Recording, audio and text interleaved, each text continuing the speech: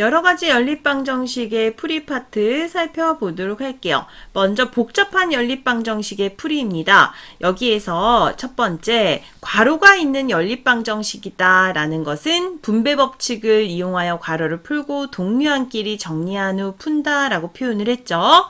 자, 첫 번째 예를 살펴본다면 다음과 같이 괄호가 있는 연립방 정식에서는 괄호를 풀어줄 거예요. 그때는 분배 법칙이라는 것을 적용해서 자, 여기에 있는 2y-2로 풀어준 다음 식을 간단히 나타내는 거죠. 그러면 괄호가 있는 연립방 정식이 간단해지겠죠. 마찬가지로 괄호를 풀어줍니다. 그 다음에 정리해 줄 거예요. 그래서 식을 정리했을 때 다음과 같다라는 것 살펴볼 수 있고요. 이러한 꼴로 가장 간단한 연립방 정식의 꼴로 표현하는 것이 중요합니다. 자, 두 번째, 개수가 소수인 연립방 정식이다 라고 표현을 했어요.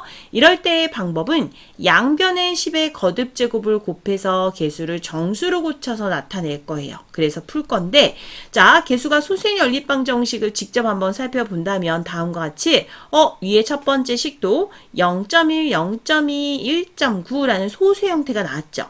그랬을 때 양변에다 몇을 곱하면 될까요? 10을 곱하면 되겠네요. 그래서 x 플러스 2y는 19라고 간단한 정수꼴로 표현이 되었고요.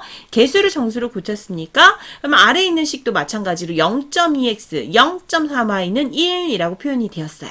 이때도 1은 정수꼴로 되어 있지만 그래도 소수가 나와 있다면 개수를 모두 다 정수꼴로 만들기 위해서 양변에 똑같은 수를 곱할 거예요. 그래서 10을 곱한다면 2x-3y는 10이 되는 거죠. 이렇게 가장 간단한 정수의 꼴로 바꿔준다는 것 기억해 주도록 하겠습니다. 개수가 분수인 연립방 정식은 어떻게 할까? 자, 분수 중에서도 분모, 양변의 분모의 최소 공배수를 곱하여 개수를 정수로 고쳐준대요. 자, 그러면 살펴볼까요? 3분의 x 플러스 6분의 y는 1이다 라고 표현이 되었습니다. 분모를 바라보고요. 이때 분모의 최소 공배수는 6이 되는 거죠. 그래서 기억의 식에다가 양변의 6을 곱할 거예요. 그러면 2x 플러스 y는 6이라고 간단한 식으로 만들어지고요. 4와 3과 6이 있습니다. 그러면 이 세 개의 수의 최소 공배수는 12가 되는 거죠.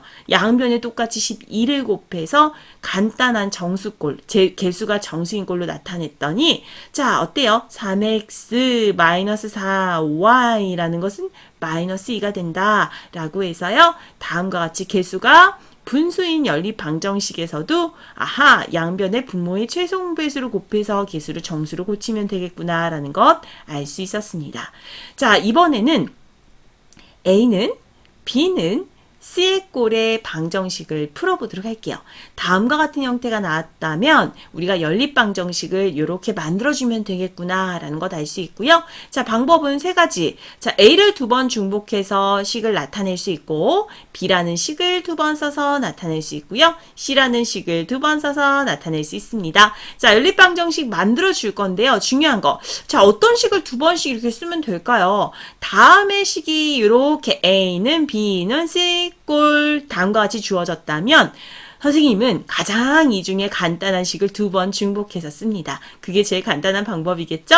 그래서 자, 여기에서 추천하는 방법 여러분들이 어떻게 되든 다 똑같은 식이 나오고 답이 나오겠지만요. 자, 다음과 같이 선생님의 방법은 가장 간단한 이 식을 두 번에 중복해서 써주는 것을 선택을 합니다. 그래서 다음과 같은 마이너스 4x 마이너스 3y는 13 마찬가지로 3x 플러스 y는 13 이렇게 해서 C를 두 번 중복해서 연립방정식으로 나타낼 수 있구나 라는 거 표현할 수 있습니다.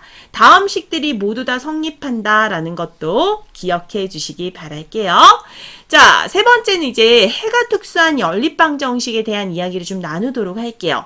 해가 특수하다라는 말을 좀 먼저 이해를 해주셔야 되는데요. 보통의 경우에 연립방정식이 어땠죠? x는 뭐, y는 뭐 라고 해서 한 쌍의 해가 나왔습니다. 그죠? 그래서 연립방정식의 해라고 했을 때 우리가 떠올려지는 해의 형태는 x는 뭐, y는 뭐 라고 하나씩 나왔어요. 근데 이외에 해가 무수히 많거나 해가 없는 연립방정식도 있대요. 자, 해가 무수히 많은 연립방정식의 특징들을 살펴본다면 두 1차 방정식을 변형을 하였을 때 x랑 y의 개수와 상수항이 각각 같다라는 표현을 했습니다. 다음과 같이 x-3y는 2라고 표현을 했고요. 자, 아래의 식은 2x-6y는 4라고 표현을 했어요. 그러면 내가 이것을 똑같이 개수를 맞춰서 나타냈더니 양변의 위에 첫 번째 식에 해당하는 2를 곱하면 되겠죠. 2를 곱해서 표현했더니 어때요? 위에 있는 식과 아래에 있는 식이 형태가 똑같네요. 그랬을 때는 어떤 x랑 y를 넣어도 모두 다 성립한다라는 이야기가 되니 다음과 같이 해가 무수히 많다라는 것을 이해할 수 있고요. 자, 결국에 같은 식을 의미한다라는 거죠. 해가 없는 연립방정식은 어떤 꼴일까요? 이때 두 1차 방정식을 내가 변형을 해볼게요. 즉, 좌변에 있는 형태의 개수를 맞춰주도록 하겠습니다. 그랬을 때 좌변의 형태는 똑같은 거죠. 부호까지 다 똑같은 거죠.